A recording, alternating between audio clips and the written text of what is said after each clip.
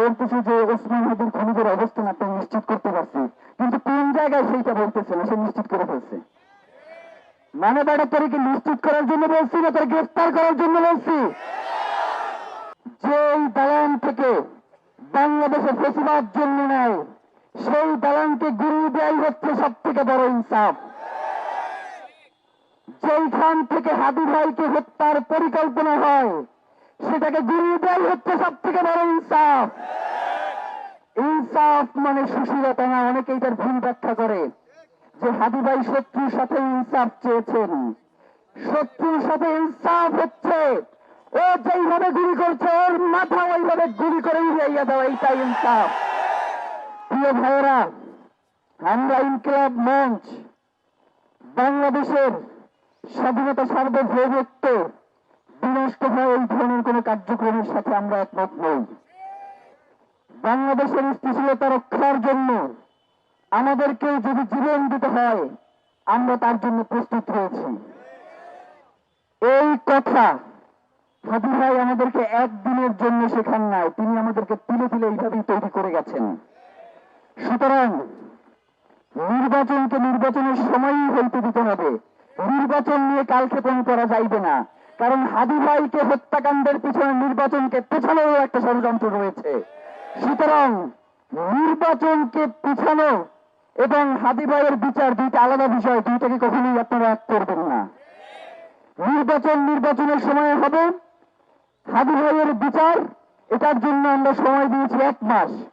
নির্বাচনের এখনো বাকি আছে প্রায় 2 মাস থেকে 2.5 মাস। সুতরাং আমরা তো সময় বেঁধে দিয়েছি তাদেরকে 1 মাস। 1 মাসের মধ্যে হাদি ভাইয়ের খুনিদেরকে গ্রেফতার করে বিচারের মুখোমুখি করতে হবে এবং নির্বাচনের সময়ে নির্বাচনকে বাস্তবায়ন করতে হবে। কিন্তু আমাদের আশঙ্কা হয় আপনারা যে নির্বাচন করবার কথা বলেন, বিগত সকল নির্বাচনের থেকে একটা সুষ্ঠু সুন্দর নির্বাচন করবার মতো কথা আপনারা বলেন।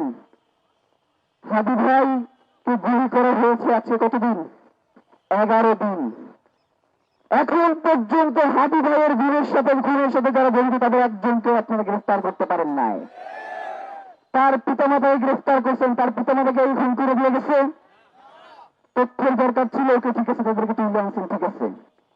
এখন পর্যন্ত মানে ভাইজনীরা দেখেন, একটু আগে দেখলাম যে একটা করছে, সংবাদ সম্মেলন করছে, বলতেছে যে ওসমান হাদির খুনিদের অবস্থান আপনারা নিশ্চিত করতে পারছি, কিন্তু কোন জায়গায় সেইটা বলতেছে না, সে নিশ্চিত করে ফেলছে।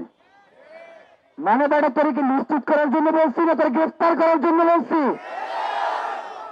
ওসমান হাদি ভাইয়ের খুনিদেরকে অতি দ্রুত যদি গ্রেফতার করা না হয় বাংলাদেশের যে কোনো পরিস্থিতির জন্য এই সরকারকেই দায় নিতে হবে। এই সরকার বলতেই খালি ডক্টর ইউনূস। 5 তারিখে বাংলাদেশের সকল রাজনৈতিক দল এবং বাংলাদেশের আইন শৃঙ্খলা বাহিনী এবং ডিফেন্স সবাই মিলে এই রাষ্ট্রের দায়িত্ব নিয়েছিল, ঠিক কিনা? সুতরাং ওসমান হাদি ভাইয়ের খুনিদেরকে যদি 30 কার্যদিবসের মধ্যে এর বিচার সম্পন্ন না করা হয় এবং খুনিদের গ্রেফতার করে জনতার মুখোমুখি না করা হয় তাহলে এই যতগুলো নাম বললাম সকলকেই দায় নিতে হবে। কারণ সকলের মধ্যে দিয়ে ডক্টর ইউনূস এসেছে এবং অন্তর্বর্তীকালীন সরকার বসিয়েছে। আপনাদেরকে একটা ভুল বোঝানো হয় যে ছাত্ররা এই সরকার গঠন করেছে। ছাত্ররা এই সরকার গঠন করে নাই। ছাত্ররা এই সরকার গঠনের প্রক্রিয়া এই হাসিনাকে দেশ থেকে বিতাড়িত করেছে, এরপরে আপনারা এসে উড়ে এসে জুড়ে বসেছেন। সুতরাং আমরা ইনকিলাব মঞ্চের পক্ষ থেকে আগামীকাল শহীদ শপথ ঘোষণা করছি।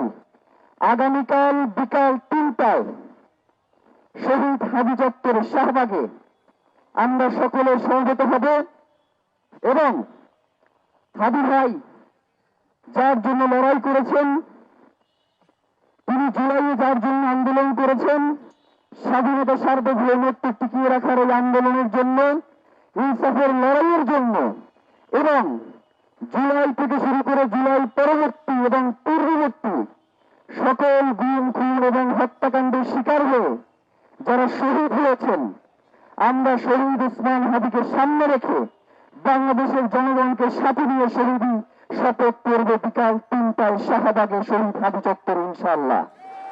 আপনাদের সকলকে আগামীকাল শহীদ হাদি চত্বরে বিকাল 3টায় সকলকে শহীদী শপথ গ্রহণ করবার জন্য এবং এই লড়াইয়ে সকলকে সামিল হওয়ার জন্য এবং এই লড়াইকে বিদ্যমান করার জন্য আমরা ইনকিলাব মঞ্চ এবং বাংলাদেশের জনগণ সবাইকে আহ্বান জানাচ্ছি।